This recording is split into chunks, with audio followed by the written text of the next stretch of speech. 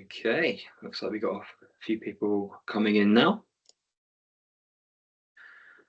Yeah. So welcome. Thank you everybody for joining. So yeah, we're just going to give it a couple of minutes, well, a minute just for more people to filter in. But that's good to see a few of you here early. We are scheduled to run. The invite is an hour. We're hopefully not going to use all of that hour. We're going to try and keep it a little bit shorter. We know it's a Friday, and we're hopefully going to give you some time back. But there will be time for questions and answers at the end as well. Just to bear that in mind. And yeah, hopefully you can all see my screen. So, okay. This is going to be recorded as well, so you can always catch up on demand, and those who are late can obviously catch up if they've missed anything at the beginning. We'll share that link afterwards.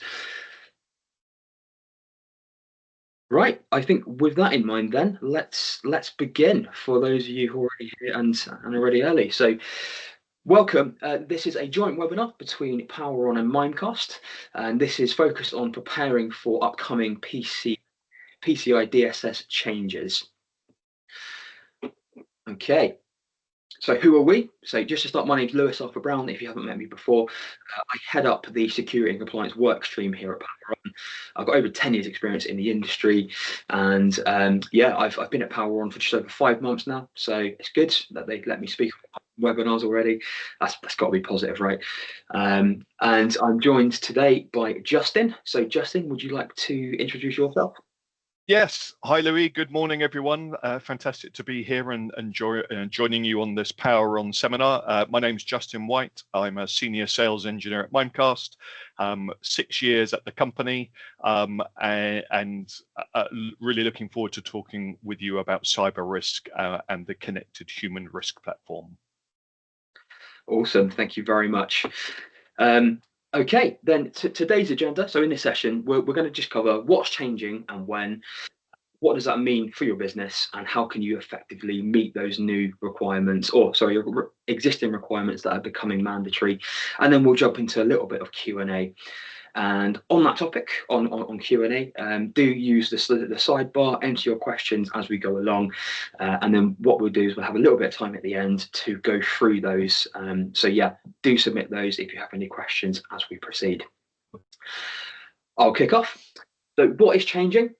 So the PCI DSS requirements do state some best practices, and those best practices are going to become mandatory as of March 2025. So as you can see on screen there, that's a screenshot in the purple shape of what it says in the actual regulation itself. So that does pertain to a number of different articles, if you like, or clauses. So what we're going to do today, if nothing else, is shine a light on those articles so that you can be a bit more prepared in terms of PCI DSS compliance. Now, that brings about a requirement to then verify your posture. Okay, so businesses need to verify what you're doing to comply with PCI DSS. Because some of those optional items that were best practice that you might have gone, okay, we'll cover those a little bit later on, or we'll circle back around to those, are now coming into scope in terms of being a mandatory requirement. So they could have been overlooked, they could have been forgotten. So like I said, if nothing else, we're hopefully going to raise those to you so that you can begin to think about those again. That does bring about some challenges. Okay, so the regulation is comprehensive and it includes needs more specialist expertise, and of course a bit more concerted time and effort, and therefore cost, in order to deal with various initiatives on your compliance journey.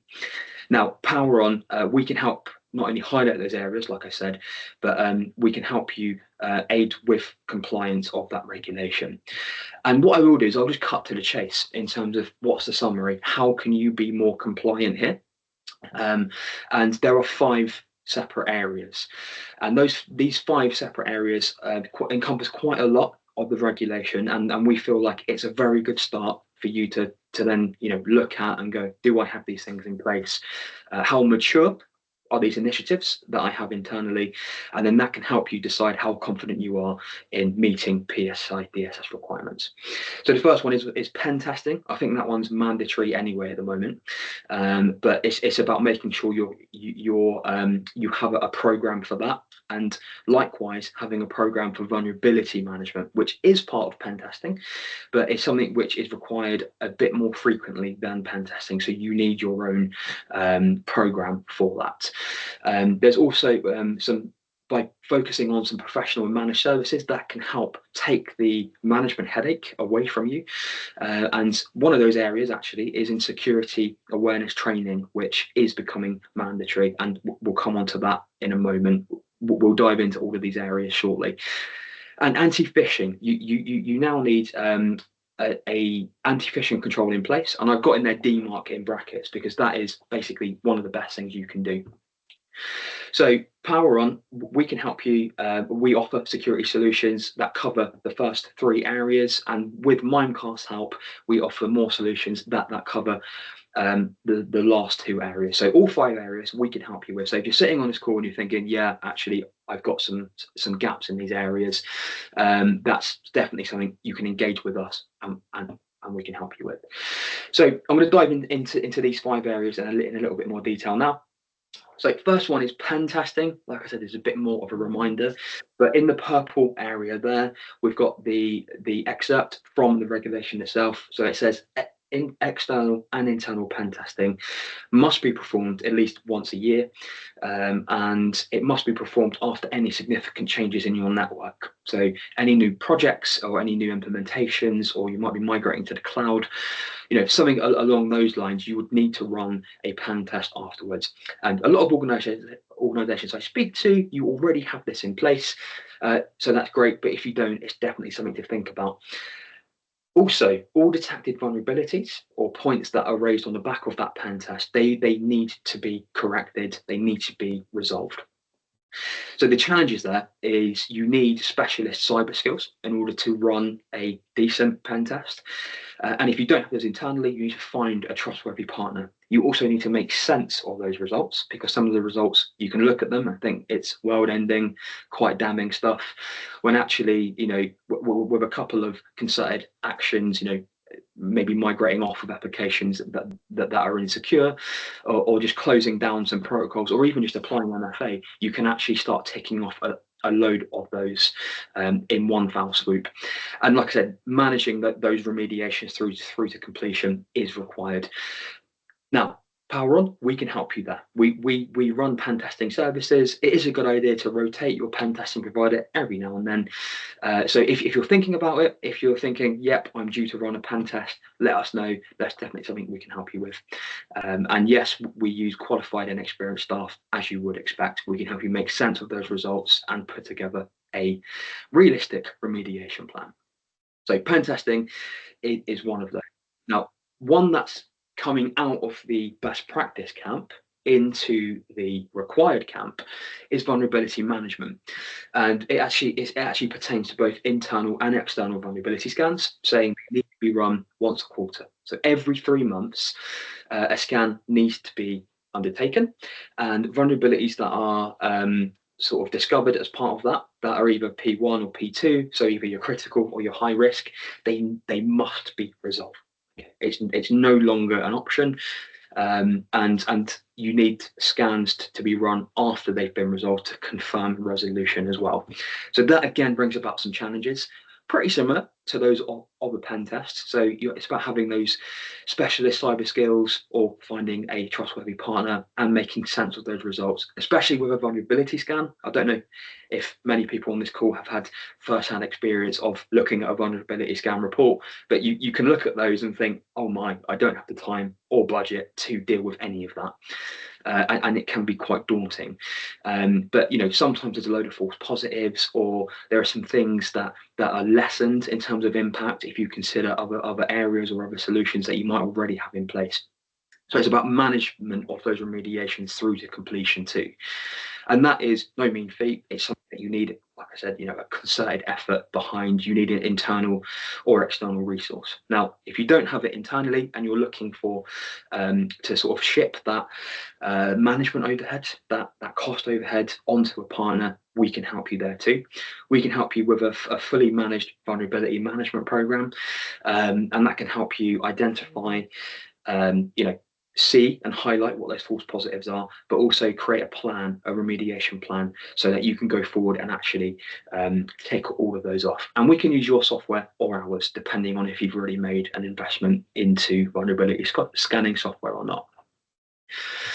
The next area is security awareness training. So this is again coming out of the best practice camp into the required camp, and this states that awareness training must be done every 12 months and for all of your new hires. Okay, and it also must include some specific items that could impact cardholder data. So just your generic off-the-shelf kind of training isn't going to work unless it's got programs in there and awareness of PCI DSS. So with this, again, there are more challenges. It's a bit more of that management overhead item, because running like a security awareness test or a phishing simulation, something along those lines, how often do you actually do those? Is it something that you've managed internally, that you've got dedicated staff for, perhaps? That sort of thing you can offset, you can offload to a partner and let them deal with it for you. So in that same sort of vein, we offer a managed security awareness training program, and that will not only provide the software for your users to access and perform the training kind of ad hoc, but it'll also include how to run phishing simulation programs. But not only that, identifying your risky users and then running other phishing simulations targeted to your risky users to then retest them to make sure that training's sunk in. And on that note, actually, I will just hand this over to Justin just to cover the solution from a Mimecast perspective. Justin, over to you. Brilliant, thanks, Lewis. You're on mute. No, you're not. There you go. Am I on mute? No, you're all good now. No, all good. Sorry about that. Just a couple of slides. So Mimecast very much sees and recognizes the importance of security awareness, but there's kind of a traditional approach which has seen a one size kind of fit all. So everybody has to do maybe that awareness training. It doesn't necessarily always be orientated towards, so what do I want to achieve out of it? And it's quite tied to just simulated risks, phishing on the phishing assessment side of things. And just looking back on the slide that Lewis just shared, I mean, it was talking about phishing events, about incidents, and those are real life things. So if you can just go to the next slide, Lewis. Where Mimecast is in the middle of just re-envisioning that, and we've launched Mimecast Engage, and there's a human risk management platform which will give us a much more hyper-personalized view of the risk for an organization, but down to a much more detailed level of the individual. And so we can then provide a mitigation to an individual level rather than just having a one size fits all. Also, we can align with real security outcomes. So what do I actually want to achieve for those regular offenders, and how I might want to mitigate that risk? So I have a lot more control there. And the last point is that it will allow and have signals which give us an indication of the real risks, not only what are the phishing assessment risks and how are my end users coping with that, but what are the real phishing attacks actually coming into the organization? How many of my users are falling foul and actually clicking on those real phishing attacks? How many of them are trying to open files from the cloud, which unfortunately have malware in them? So we get a much more rich understanding and a rich risk score, which we can then offer awareness training in order to improve that situation. So that's all I wanted to say at that point, Louis. So handing it back to you. Yeah, thank you very much, Justin. And yeah, agreed with all those points. And I think one of the points I'll make there is it just helps kind of the initiative become more than a tick box exercise, doesn't it? Because some organizations view it as very much as a, oh, I need to do this for compliance. Oh, come on, let's just do this. Users aren't really engaged and it doesn't really hold any value. But I think this makes it a lot easier for you to position internally to say, hold on a minute, we can actually do something here about the human risk. Because you can have all the systems, you can have all the best EDR, the best firewalls, and all the other security technical solutions in play. But what about your users? How are they managed? How are you arming them with the best sort of knowledge and experience possible to help defend against these threats? I've said it before, humans, I believe, are not only the first line of defense, but sometimes the very last line of defense. This really helps with that. And then next, I just wanted to talk very briefly about DMARC, quarantine and reject. And the reason is this is more of the anti-phishing mechanism, which now the PCI DSS requirement is going to require as of the 31st of March 2025. And DMARC, moving that to a quarantine or reject policy, is one of the best ways you can do that. But it is kind of one of the most daunting things you can do, especially if you don't have the internal skill or capability. Now, I'm not going to talk too much about this now because we do have a number of slides on this a little bit later on. But fundamentally, there is a solution. It's called DMARC Analyzer, and Justin will talk about that in a moment. But before he does, I'm just going to move on to the very next slide and just summarize a few other areas which are becoming mandatory too. So as you can see here, there are probably, I think, 8 or 10 different points there, which I've just grouped into one heading because a lot of them kind of say the same thing. And really what it's around is for having your anti-malware mechanism. So are you using Microsoft Defender for Endpoint? If so, is it active? Is it well maintained? Are you adjusting everything? And are you looking at it? Is it monitored, or is it just fire and forget in place? And that kind of speaks to 10.4 there. Audit logs are reviewed to identify anomalies or suspicious activity. I think what PCI DSS realizes here is that there are some great tools on the market. There's some fantastic solutions, and they all need that management in terms of looking at making sure that it's not missing anything, there's no false positives, and that it's doing what it's meant to be doing. And if you're running a SOC service internally or from a third party, you're probably already covered. If you're not, I think looking at a SOC service, especially an as a service model one, so you don't have a high capex outlay, it's all OpEx, and you can scale up and down. Something like that is probably what you're looking for here. But even if not, and you've got more tactical kind of requirements, I use Defender for Endpoint as an example. Maybe you want to migrate away from like Sophos or another third party, and start leveraging Defender for Endpoint again. Engage us. We do many of those migrations, and that's something we can really help. Just take that load away from you. So yeah, we've got a range of professional and managed services which can help with most of those. I'm not going to go through all of those, but what I am going to do is just summarize what those key takeaways are. I think the first one really quite obvious. The scope for some of those existing requirements is shifting from recommended to mandatory. Those changes are for all levels of PCI DSS. So everybody needs to verify what they are doing. And I think what I've been saying here is if you do select the right partner, you can actually achieve the compliance a bit more effectively, without that headache. You can reduce some of those overheads and potentially even save some costs in some areas. So that's really the key takeaways. That's a sentiment of behind everything that I've just been talking about. And with that in mind, let's wake some of you up and get this a bit more engaging. We're going to run a poll now. So the poll will be on screen shortly. And effectively, please do vote. And it says, where are you at in your PCI DSS compliance journey? Have you not started? Are you quite early? Do you have some gaps, but you need some help identifying, where those unknowns are? Are you maturing? Are you well on the road, working towards compliance, or are you fully compliant? Are you sat here thinking, well, actually, I'm doing all of this now? So yeah, have a vote and let me know well, I think it'll come up on screen, won't it, in terms of what the results are.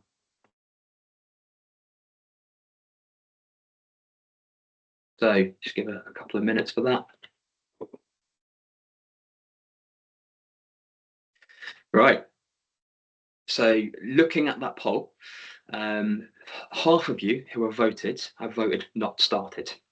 And then the other, well, 25% of you have voted you're quite early on in the journey, and the other 25% have voted that you're maturing in your journey. But no one has voted compliant, and I think this kind of backs up, the point of this webinar in terms of, yes, we want to shine the light on these areas, make sure that you fully considered what those changes are, what's becoming mandatory, so you don't get caught out. So that's good. And then if we do have another question for you. So if we go on to that one next. So that one will pop up in just a moment. And there we go. So this one is DMARC specific. Okay, so in terms of DMARC, you might be looking at thinking, what is that? If so, feel free to obviously just not answer or say not started if you're pretty sure you're not doing anything with it. But yeah, where are you? Are you at monitor stage? Are you at quarantine? Or are you sat there quite smugly at reject? Because that's where everybody is obviously aiming for. Whoa, okay. So we've got a few of you who are at reject. That's fantastic. Definitely deserves a pat on the back there. But the other half of you are at monitor, actually. So again, this is the reason why we've teamed up with Mimecast here, and we're delivering this webinar, because getting to that state of being able to be even at quarantine or reject can be quite a task. It's not straightforward. If any of you have even tempted to sort of look at all of the XML files and everything that it kicks out manually, it's like trying to read hieroglyphs. We've had a few more votes, so some of you haven't even started. A couple of you at quarantine, which is good. And yeah, 29% of you at reject. So I would say that's actually quite a good result, Justin, wouldn't you? Absolutely, Lewis. Yeah, very good. Yeah. Okay, well, again, really, really interesting. So what I will do now is I will hand the reins to you, Justin, to then maybe just cover a bit more about DMARC and what it is. Fantastic, Lewis. Jump 2 slides. Next one. So I think by looking at the poll, there's actually more experience that you have. So I'll be quite swift with this. I think you may understand some of this, but ultimately DMARC is there to help you with brand protection.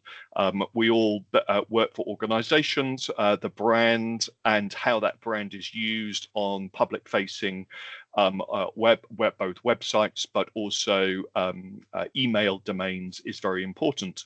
And because of the nature of security within email, we have to take every opportunity that we can in order to protect the brand and make sure that it's not being misused. Next slide, please. Okay. One of the great reasons, or another real reason why to go down this line, I think Lewis and Power-On have perfectly captured it. The requirements with PCI DSS are now starting to mandate that DMARC checks are in place, and we see that in a number of other areas as well. Sometimes it's policy, regulation type requirements. We even see it in certain lawmaking as well. Certain governance organizations start to mandate it. So we definitely are seeing an acceleration in the adoption of it, and it does mean that there's more opportunity to be compliant. Next slide.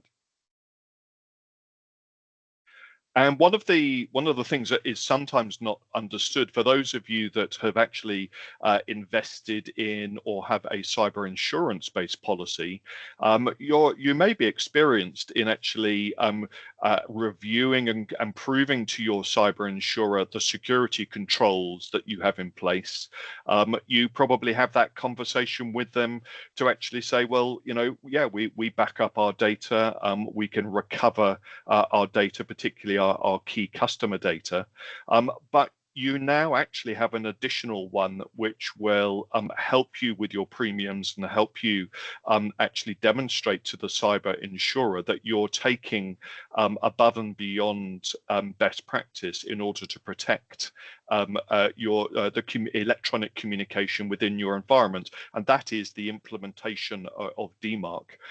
So that is another good reason to really be looking at that. Next slide. So a little bit more on what it is. So DMARC itself is an enforcement policy, domain message authentication, response, and reporting and conformance is what it stands for. But it actually utilizes two existing protocols that have been really around for a great deal of time. The first one is SPF. And SPF allows me to have a list of authorized IP addresses for domains that we want to receive electronic communication from. So that's been around. That's quite good.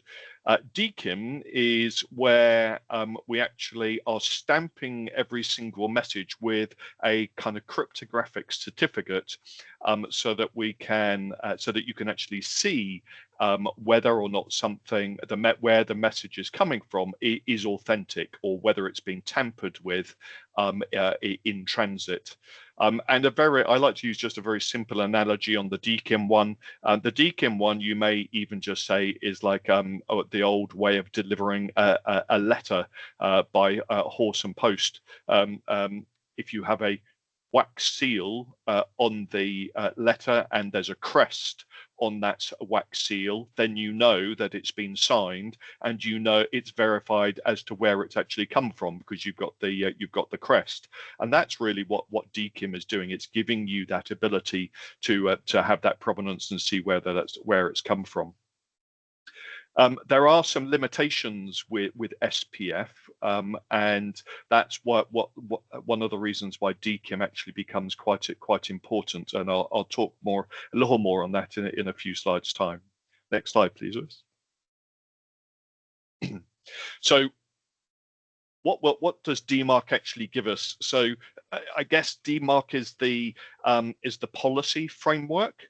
So DMARC is relatively young compared to SPF and DKIM in itself, but it actually gives you the ability to then tell the internet service provider for where your message is actually going through, what to do with that message. So you could just be on a monitor policy, where you're really still learning about your data and learning who those sending sources are. The next policy is to say, well, once I understand who the sending sources are, the ones which are failing SPF or DKIM, I'd like those moved into a quarantine, and that's just simply the junk folder for the end user. And then the ultimate objective is to actually reach reject. And the rejection is to say, well, if I'm looking at all of the checks that SPF gives me, that DKIM gives me, why do I need this message? If I've got high confidence, and the reject policy then means, well, let's reject these messages as early as possible in the cycle. Next slide, please, Lewis. It is the great thing about DMARC is that it fits and complements probably some of your existing protections. A defense in depth based protection is what the cyber industry recommends, and what you need to do. So this will protect your inbound based security alongside your spam, your virus, and your business email compromise protections, so that you can actually see who those sending sources are. You can evaluate them against SPF and DKIM, and then you can to apply one of those policies that you have got set up. And it's the same on the outbound. What you want to be able to do is to enable someone who's receiving email from you to be able to verify that it has actually come from you.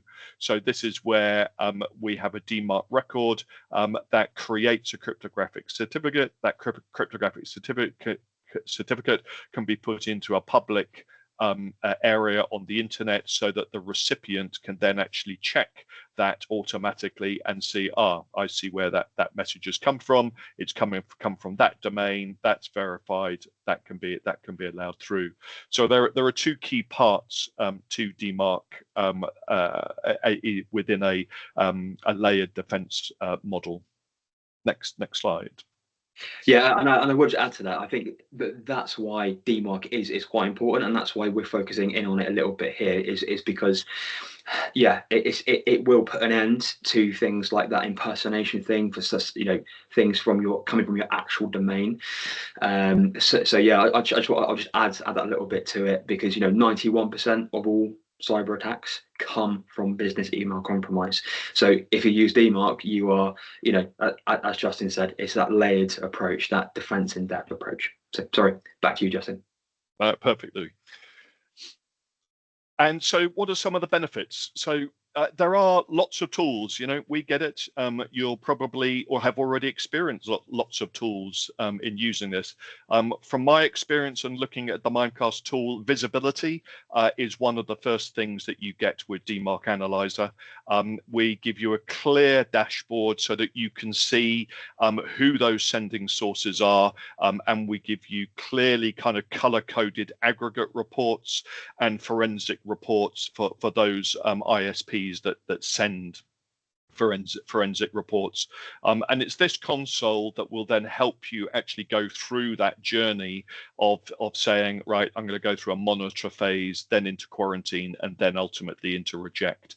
That's the first thing, and not all consoles are easy to navigate and give you a kind of clear view.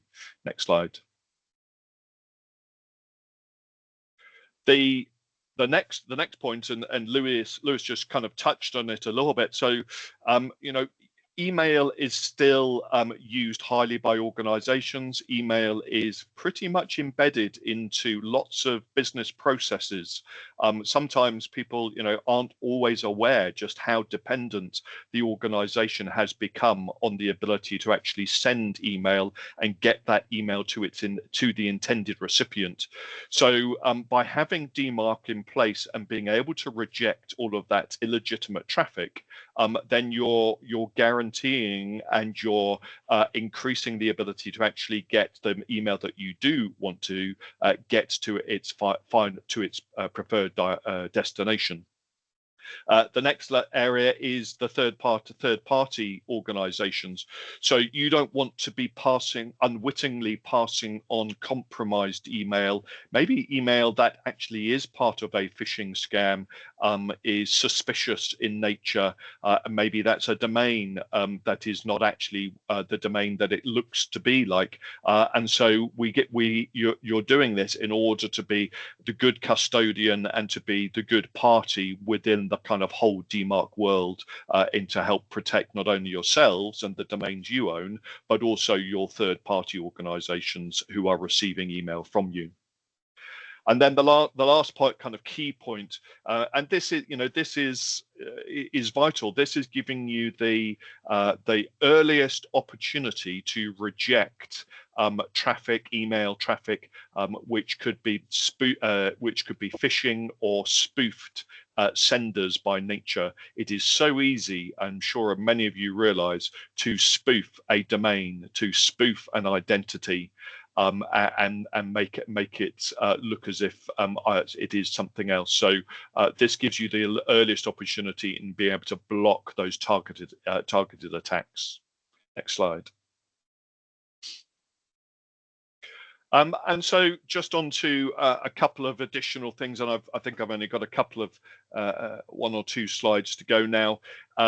Just on the top there, yeah, we're seeing different platforms actually start to recommend. So Google and G Suite, for example, now have for their bulk sending policies. If you're sending more than 5,000 messages a day, they want to see a DMARC policy in place, and we try and make that as easy as possible for you.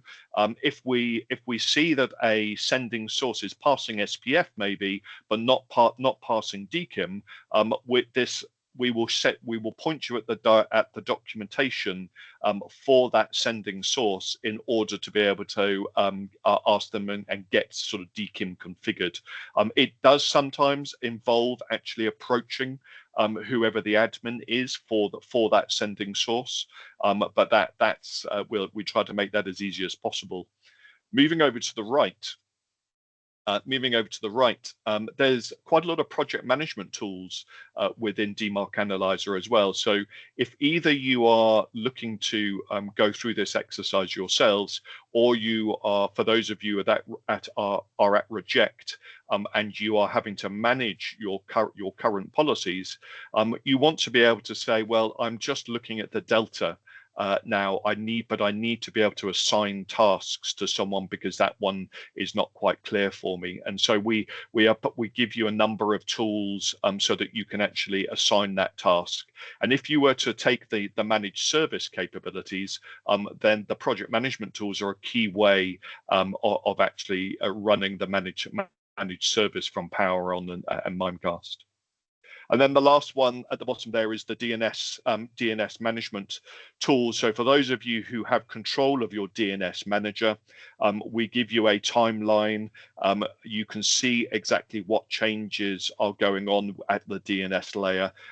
For some of you, you may not have full control to actually make changes in it, but you will then be able to see just what is going on. It's a quick visual in order for you to be able to see what the last changes were. And it's quite astonishing just how many changes can occur at a DNS level.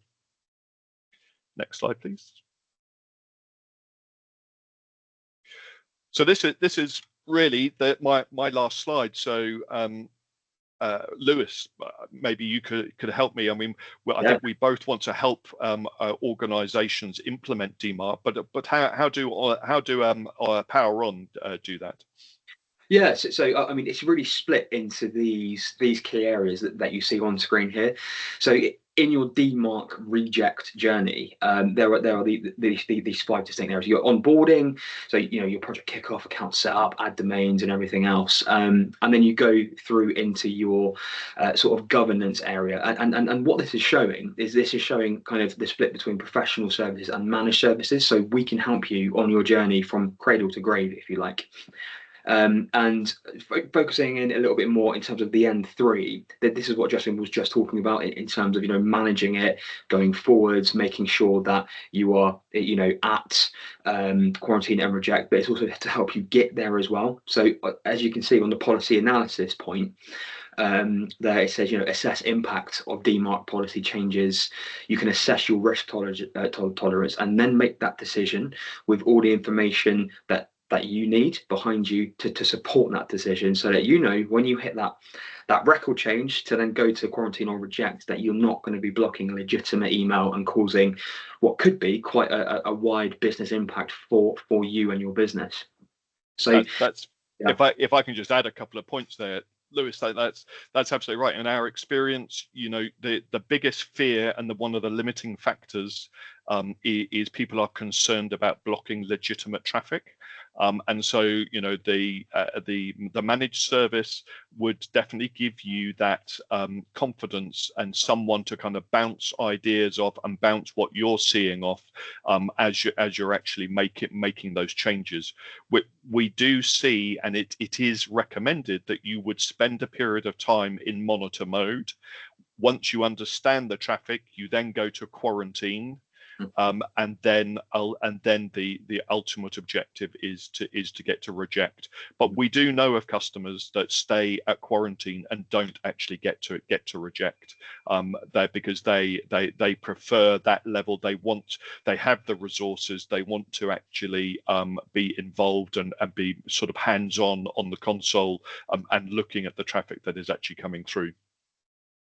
And there's just one other point. So for those of you that are at reject already, quite often we get asked, well, I've already got there at reject. There's not much point if you're not already on the Mimecast DMARC analyzer, but it is managing that delta. So what you then, once you're at reject, you do have a job of work still to do, because you need to look at the delta of the mail flow. You need to be able to continue to categorize exactly what new sending sources are actually coming through. And then I would imagine you probably want to have that updated in a report, and updated on a dashboard, maybe for your management level. And I do apologize, but I'm just got a knock at the door. Lewis, can I hand it back to you for 1 second? I've just got to go and accept something. Yeah, no, of course. No, no problem at all.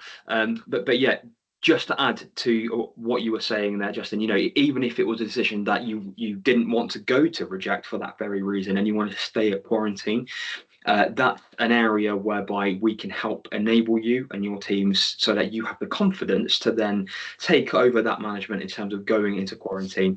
If the managed service wasn't for you, but the managed service is a lot easier. It can help augment that, and the theme of what I've been saying kind of throughout this is offload some of that stuff. We're all busy. Workloads are meant to be decreasing, but they're absolutely not. So time is your most valuable resource here. So yeah, we thought we would obviously take you through all of that and display what that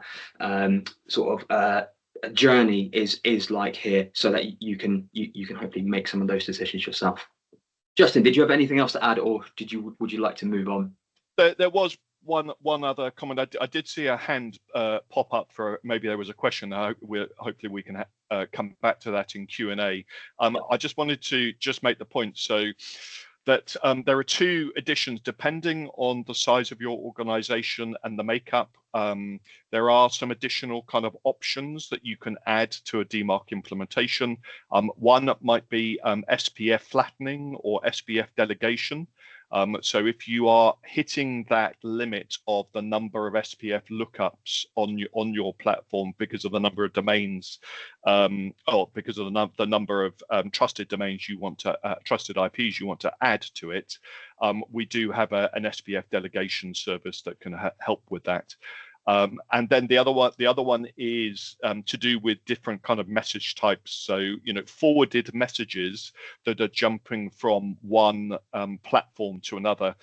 This world that we live in, which is very interconnected, different SMTP messaging services, means that SPF actually loses its ability. You can't track back with SPF. So we also have full support and compatibility with ARC, so that we can configure back where the actual sending source was, and it basically says look back to 2 hops of the journey, so for where this message actually came from, maybe not just looking back at the last hop. So those are 2 bits that would absolutely be covered in the configuration and the onboarding phases. But other than that, Lewis, that's my bit. Thank you very much, Justin. Okay, so in terms of actionable, an actionable step, something you can do now. So if you're interested in anything that we've covered, it resonates with you. If you're sat there thinking, I need to implement DMARC, I don't know where to start, or even if it's not just around DMARC, if it's about anything else like your penetration testing, SOC as a service, vulnerability management, or even your sort of social engineering type, user training, awareness training, and phishing simulations, give us an email. Contact your account manager if you're an existing customer. If not, email info@poweronplatforms.com. We can provide you with all the information that you need. There's also a 14-day free trial of DMARC Analyzer. So if you're not sure, if you're on the fence, it's something that you can download and you can start using to see how much value it would add to your organization. And I do recommend a free email health check that we run. And on that note, actually, we're going to send this around, and there are links. All of these are links. So for your convenience, you can just click on them. But, you know, we've got a load of other information on the website. We run loads more webinars. So do check that and sign up to ones that tickle your fancy. We also run workshops, and workshops are very popular. This is a way where we can sit with you, we delve into your environment, we help discover where you're going, what your challenges are, and where you want to be. And then we can help consult you in terms of what that digital transformation roadmap might look like, and we can even cost it for you as well if you're in like a budgetary activity at the moment. We've also got a cyber advice service, so you can sign up for a free trial. Don't have to speak to anybody. You can just click on that link, and the idea is it's for senior leaders like some of you who may be on this call now, and it means, you know, you can ask those general questions. What's the difference between product X and product Y? And you can use something that isn't AI, that's not ChatGPT, an actual organic human to then do that and look at the context and actually advise you properly. And like I mentioned, we run a complimentary email health check. Mimecast have some fantastic tools as well. They actually have a PCI DSS kit, which is full of tips and tricks to help you understand your journey to compliance. And that link is in here as well as more information about the DMARC Analyzer tool. And just before we finish, we are almost there now. I will just say this is now PowerOn's extended capability. So, you know, over the last few months, we've been working very hard striking up partnerships, Mimecast being one of them, and, you know, upping our game in terms of security. So now we can provide a whole tranche of services which are described on screen now. So this is recorded. You can obviously pause this or screenshot it. But, you know, anything from your zero trust network access to maybe you need some help obtaining Cyber Essentials Plus. We have a managed service for that. All the way to things like your penetration testing and your SOC, or as we call it, MXDR, which is Managed Extended Detection and Response. So yeah, I thought I'd just cover that in case you have anything else and maybe you're considering reaching out to us afterwards. And with that in mind, we're going to go to Q&A. So I think we've got at least one question. Oh no, we've just got a couple of reminders in there in terms of entering questions. I don't think we've got any of them. I did see a hand flash up earlier, but it doesn't appear you've asked anything, which is fine, which is absolutely fine, because you can always contact us afterwards. But yeah, I don't think there's any questions. So with that, let's give you some time back. Also, thank you very much for joining, and thank you, Justin, for joining us as well from Mimecast. We'll send out this recording within 24 hours, as well as any other, the slide deck as well. So you can click on those very useful links. So thank you all very much. Have a great Friday and have a great weekend. Thanks, Lewis. Thanks, everyone. Thank you. Cheers. Bye. Bye-bye.